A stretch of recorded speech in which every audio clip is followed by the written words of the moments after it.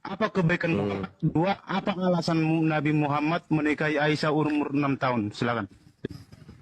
Iya, baik. Jadi di antara seluruh wanita yang hidup sesama dengan baginda Rasulullah Muhammad sallallahu alaihi wasallam, satu wanita yang dinikahi dalam keadaan perawan, dinikahi pada usia 18 tahun atau 17 tahun. Lalu kemudian terdengar isu dari Kristen, beliau menikahi Siti Aisyah 6 tahun. Itu informasi yang diriwayatkan oleh Hisham, ya. Lalu kemudian ketika kita ingin membuktikan secara fakta, perang Badar dan perang Uhud syaratnya untuk ikut harus di atas 15 tahun. Minimal 15 tahun baru bisa ikut perang Uhud. Perang Uhud, Siti Aisyah belum menjadi istri baginda Rasulullah Muhammad SAW. Dan pada saat itu, Siti Aisyah ikut di dalam perang Uhud dan perang Badar. Artinya, hoaks yang mengatakan Siti Aisyah dinikahi usia 6 tahun. Usia 15 tahun, Siti Aisyah belum dijadikan sebagai istri. Itu yang pertama. Kedua, satu-satunya wanita, satu-satunya manusia, wanita, sesama Rasulullah, istrinya, yang menghafalkan lebih dari 2000 hadits adalah beliau, Siti Aisyah.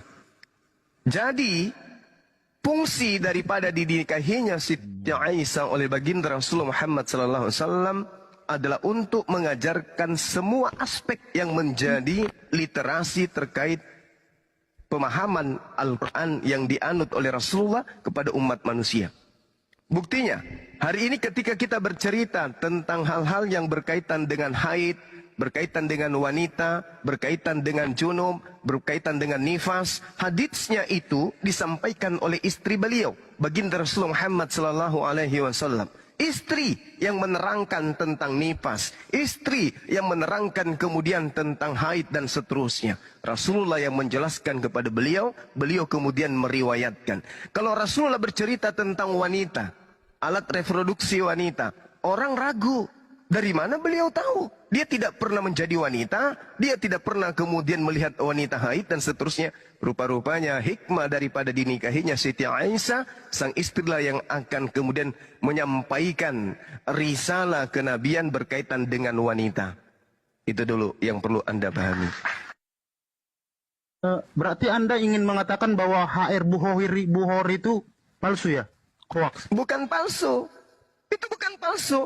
Itu diriwayatkan oleh beliau, tetapi periwayatannya itu pada saat dia melakukan penelitian informasi itu, satu di antara narasumber itu sudah pikun, sudah tidak bisa dijadikan acuan pembenaran informasi. Kenapa? Karena sudah lupa ingatan, sudah lemah ingatan, dan dia meriwayatkan itu pada saat dia di Irak, bukan pada saat dia di Madinah. Jadi pemberitaannya itu tetap aja diberitakan, tapi dikasih keterangan. Di sini ada Urwah yang menjelaskan, Urwah keterangan hadisnya seperti apa, kemudian informasinya. Selesai.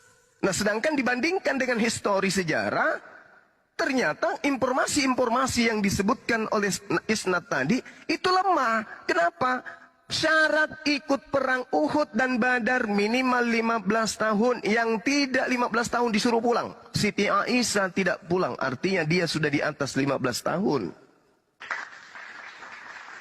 Oke, saya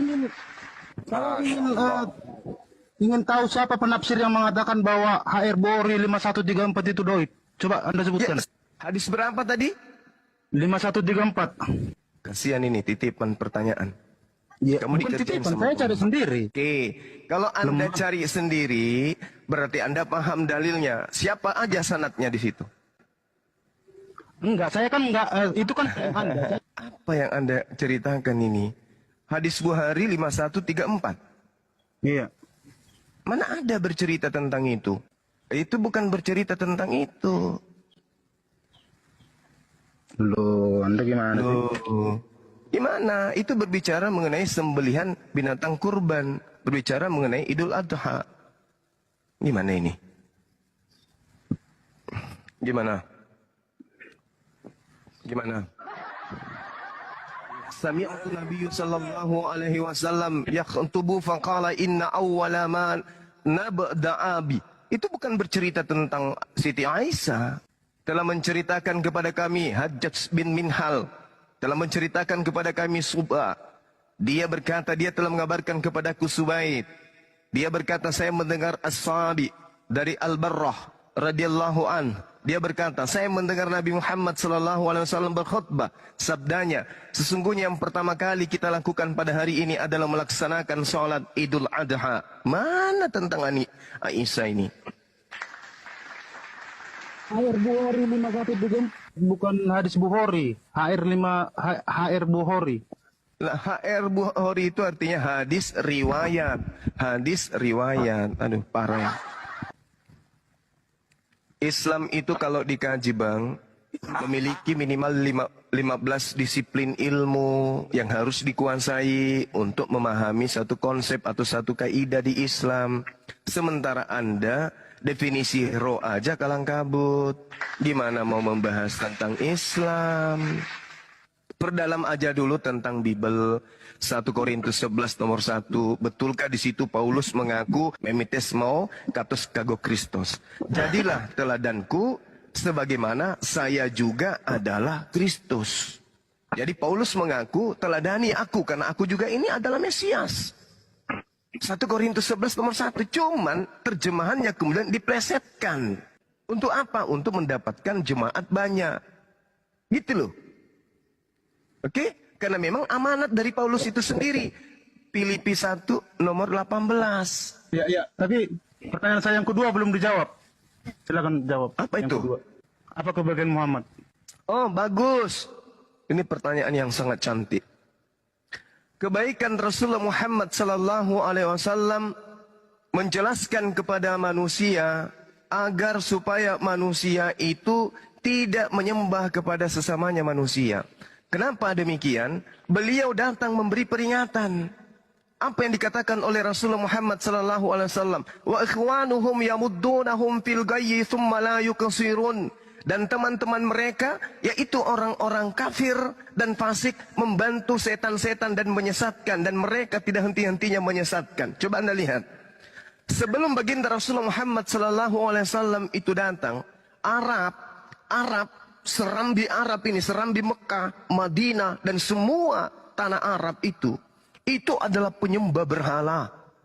Perbudakan di mana-mana, seks bebas di mana-mana, ajaran paganisme di mana-mana, penyembahan berhala di mana-mana, pembunuhan terjadi secara masif di mana-mana. Yang dilakukan oleh Rasulullah Muhammad SAW yang tadinya menyembah berhala, diberhentikan kemudian menyembah kepada Tuhannya Abraham, Ishak dan Yakub. Oke? Yang tadinya kemudian tidak memiliki aturan kehidupan, memiliki aturan kehidupan. Contoh, berkat beliau Rasulullah Muhammad SAW, Indonesia punya konsep ketuhanan. 5 sila yang digunakan Indonesia semua bersumber dari Al-Quranul Karim. Al-Quran adalah mandat yang diberikan oleh Allah pada baginda Rasulullah Muhammad SAW.